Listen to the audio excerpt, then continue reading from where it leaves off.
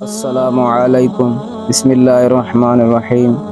کروڑوں درود و سلام نبی آخر زمان صلی اللہ تعالی علیہ وآلہ وسلم پر، جو تمام جہانوں کے لیے رحمت للعالمین ہے۔ سب سے پہلے درود پاک کی فضیلت سنتے ہیں۔ نبی کریم رؤوف رحیم صلی اللہ تعالی علیہ وآلہ وسلم نے ارشاد فرمایا، جس کو یہ پسند ہو کہ قیامت کے دن اللہ تبارک و تعالی اس پر راضی ہو، اسے چاہیے کہ دنیا کے اندر مجھ پر کثرت کے ساتھ درود پاک پڑھے۔ ناظرین کرام، میں ہوں شاہ نواز اتاری، آپ دیکھ رہے ہیں شاہ نواز اتاری وائس چینل۔ مزید اچھی ویڈیو کے لیے میرے یوٹیوب چینل کو سبسکرائب کریں اور بیل آئیکن کو دبائیں تاکہ ایسے دلچسپ بیانات و واقعات آپ کو سب سے پہلے ملیں، اور اس ویڈیو کو ثواب کی نیت سے آگے شیئر کریں تاکہ دوسرے لوگ مستفید ہو سکیں۔ تو ناظرین کرام، آئیے چلتے ہیں ہم اپنے ویڈیو کی جانب۔ آج کا ہمارا موضوع ہے حضرت حزقیل علیہ السلام۔ حضرت حزقیل علیہ السلام کی قوم کا ایک بہت ہی عبرت خیز اور انتہا نصیحت آمیز واقعہ ہے، جس کو خداوند قدوس نے قرآن مجید کی سورۃ البقرہ میں بیان فرمایا ہے۔ حضرت حزقیل علیہ السلام کون تھے؟ ناظرین کرام، یہ حضرت موسیٰ علیہ السلام کے تیسرے خلیفہ ہیں جو منصب نبوت پر سرفراز کیے گئے۔ حضرت موسیٰ علیہ السلام کی وفات اقدس کے بعد آپ کے خلیفہ اول حضرت یوشع بن نون علیہ السلام ہوئے، جن کو اللہ تبارک و تعالی نے نبوت عطا فرمائی۔ ان کے بعد حضرت کالب بن یوحنا علیہ السلام حضرت موسیٰ علیہ السلام کی خلافت سے سرفراز ہو کر مرتبہ نبوت پر فائز ہوئے۔ پھر ان کے بعد حضرت حزقیل علیہ السلام حضرت موسیٰ علیہ السلام کے جانشین اور نبی ہوئے۔ حضرت حزقیل علیہ السلام کا لقب ابن الجوز یعنی بڑھیا کے بیٹے ہے، اور آپ ذوالکفل بھی کہلاتے ہیں۔ ابن الجوز کہلانے کی وجہ یہ ہے کہ یہ اس وقت پیدا ہوئے تھے جبکہ ان کی والدہ ماجدہ بہت بوڑھی ہو چکی تھی، اور آپ کا لقب ذوالکفل اس لیے ہوا کہ آپ نے اپنی کفالت میں لے کر 70 انبیاء کرام علیہم السلام کو قتل سے بچا لیا تھا، جن کے قتل پر یہودی قوم آمادہ ہو گئی تھی۔ پھر یہ خود بھی خدا کے فضل و کرم سے یہودیوں کے تلواروں سے بچ گئے اور برسوں زندہ رہ کر اپنی قوم کو ہدایت فرماتے رہے۔ پیارے ناظرین کرام،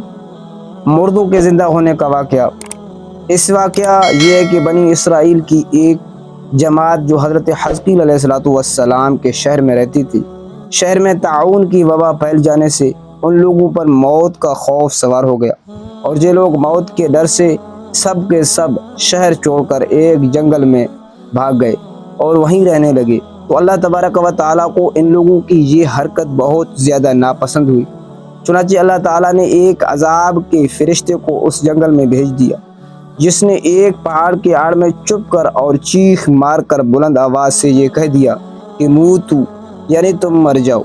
اور اس محب اور بھیانک چیخ کو سن کر بغیر کسی بیماری کے بالکل اچانک یہ سب کے سب مر گئے، جن کی تعداد 70,000 تھی۔ ناظرین کرام، ان مردوں کی تعداد اس قدر زیادہ تھی کہ لوگ ان کے کفن و دفن کا کوئی انتظام نہیں کر سکے، اور ان مردوں کی لاشیں کھلے میدان میں بے گور و کفن 8 دن تک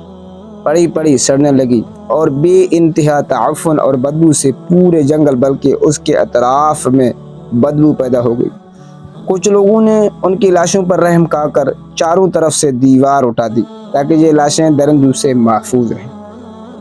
کچھ دنوں کے بعد جب حضرت حزقیل علیہ السلام کا اس جنگل میں ان لاشوں کے پاس گزر ہوا تو اپنی قوم کے 70,000 انسانوں کی اس موت ناگہانی پر اور بے گور و کفن لاشوں کی فراوانی دے کر رنج و غم سے ان کا دل بھرا گیا، آپ دیدہ ہو گئے، اور باری تعالیٰ کی بارگاہ میں دکھ بھرے دل سے گڑ گڑا کر دعا مانگنے لگے کہ یا اللہ، یہ میری قوم کے افراد تھے جو اپنی نادانی سے یہ غلطی کر بیٹھے کہ موت کے ڈر سے شہر چھوڑ کر جنگل میں آ گئے۔ یہ سب میرے شہر کے باشندے ہیں، ان لوگوں سے مجھے انس تھا اور یہ لوگ میرے دکھ و سکھ کے شریک تھے۔ افسوس کہ میری قوم ہلاک ہو گئی اور میں بالکل اکیلا رہ گیا۔ اے میرے رب، یہ وہ قوم تھی جو تیری حمد کرتی تھی اور تیری توحید کا اعلان کرتی تھی اور تیری کبریائی کا وظیفہ پڑھتی تھی۔ آپ بڑے سوزے دل کے ساتھ دعا میں مشغول تھے کہ اچانک آپ پر یہ وحی اتر پڑی کہ اے حزقیل علیہ السلام، آپ ان بکھری ہوئی ہڈیوں سے فرما دیجئے، اے ہڈیوں، بے شک اللہ تعالیٰ تم کو حکم فرماتا ہے کہ تم اکٹھا ہو جاؤ۔ یہ سن کر بکھری ہوئی ہڈیوں میں حرکت پیدا ہوئی اور ہر آدمی کی ہڈیاں جمع ہو کر ہڈیوں کے ڈھانچے بن گئے۔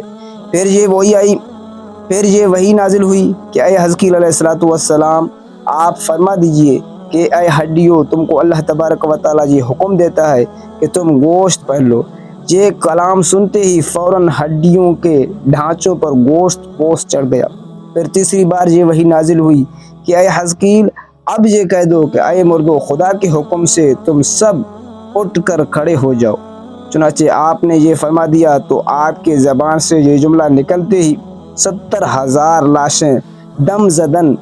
ناگہاں یہ پڑھتے ہوئے کھڑے ہو گئے کہ سبحانک اللہم و بحمدک لا الہ الا انت۔ پھر یہ سب لوگ جنگل سے روانہ ہو کر اپنے شہر میں آ کر آباد ہو گئے اور اپنی عمروں کی مدت بھر زندہ رہے،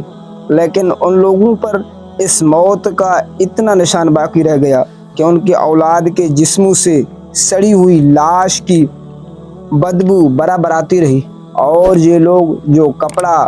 پہنتے تھے وہ کفن کی صورت میں ہو جاتا تھا، اور قبر میں جس طرح کفن میلا ہو جاتا ہے ایسا ہی میلا پن ان کے کپڑوں پر نمودار ہو جاتا تھا۔ چنانچہ ان اثرات آج تک بھی ان یہودیوں میں پائے جاتے ہیں جو ان کے نسل میں سے باقی رہ گئے ہیں۔ تو پیارے ناظرین کرام، یہ عجیب و غریب واقعہ قرآن مجید کی سورۃ البقرہ میں خداوند قدوس نے اس کا بیان اس طرح فرمایا ہے کہ اے محبوب، کیا تو نے نہ دیکھا تھا انہیں جو اپنے گھروں سے نکلے اور وہ ہزاروں تھے موت کے ڈر سے، تو اللہ نے ان سے فرمایا مر جاؤ، پھر انہیں زندہ فرما دیا۔ بے شک اللہ لوگوں پر فضل کرنے والا مہربان ہے، مگر اکثر لوگ ناشکرے ہیں۔ پیارے ناظرین کرام، اس واقعے سے ہمیں درس کیا ملتا ہے؟ بنی اسرائیل کے اس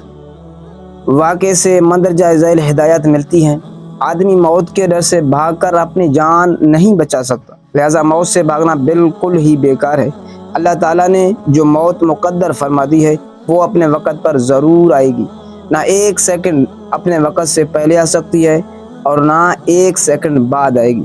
لہذا بندوں کو لازم ہے کہ رضائے الہی پر راضی رہ کر سب صابر و شاکر رہیں، اور خواہ کتنی ہی وبا پہلے یا گھمسان کا رن پڑے، اطمینان و سکون کا دامن اپنے ہاتھ سے نہ چھوڑیں، اور یہ یقین رکھیں کہ جب تک میری موت نہیں آتی مجھے کوئی نہیں مار سکتا اور نہ میں مر سکتا ہوں، اور جب میری موت آ جائے گی تو میں کچھ بھی کروں، کہیں بھی چلا جاؤں، بھاگ جاؤں یا ڈٹ کر کھڑا ہو جاؤں، میں کسی حال میں بھی نہیں بچ سکتا۔ نمبر 2، اس آیات میں خاص طور پر مجاہدین کو ہدایت کی گئی ہے کہ جہاد سے گریز کرنا یا میدان جنگ چھوڑ کر بھاگ جانا ہرگز موت کو دفع نہیں کر سکتا۔ لہذا مجاہدین کو میدان جنگ میں دل مضبوط کر کے ڈٹے رہنا چاہیے اور یہ یقین رکھنا چاہیے کہ میں موت کے وقت سے پہلے نہیں مر سکتا، نہ کوئی مجھے مار سکتا ہے۔ یہ عقیدہ رکھنے والا اس قدر بہادر اور شیر دل ہو جاتا ہے کہ خوف اور بزدلی کبھی اس کے قریب نہیں آتی، اور اس کے پائے استقلال میں کبھی بال برابر بھی کوئی لغزش نہیں آ سکتی۔ اسلام کا بخشا ہوا یہی وہ مقدس عقیدہ ہے کہ جس کی بدولت مجاہدین اسلام ہزاروں کفار کے مقابلے میں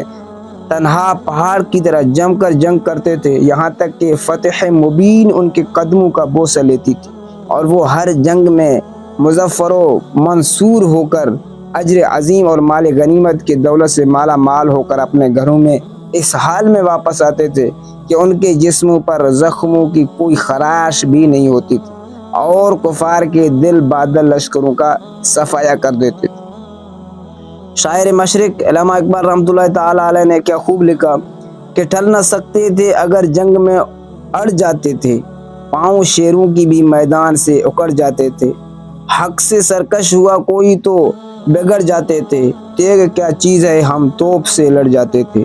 نقش توحید کا ہر دل پہ بٹایا ہم نے، زیر خنجر بھی یہ پیغام سنایا ہم نے۔